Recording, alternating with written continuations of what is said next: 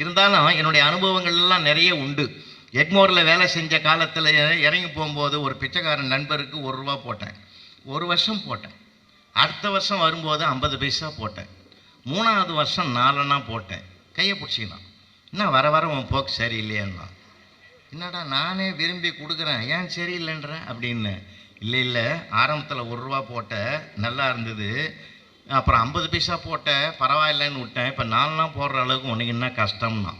நான் சொன்னேன், ₹1 போட்டப்போ கல்யாணம் ஆகலை, பேச்சுலராக இருந்தேன். 50 பைசா போட்ட கல்யாணம் ஆகிட்டுது. 50 பைசா போட்டப்போ ஒரு பையன் பிறந்துட்டான். இப்போது 4 அணா போடும்போது இப்போ ஒரு பையன் 2வது பையன் பிறந்துட்டான். அதனால் நான் அப்போ கேட்டான் பாரு ஒரு கேள்வி, அப்போ என் வருமானத்தில் உன் குடும்பம் நடக்குதான்னு கேட்டான் சார். இதை ரசிக்கிறதை விட என்னென்ன பண்ண முடியும்?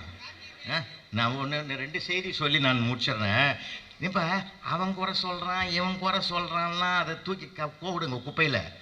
குறை சொல்கிறவனே தூக்கி போடுங்க. நிறை சொல்வதை மட்டும் நாம் நேருக்கு நேர் சந்திப்பேன்.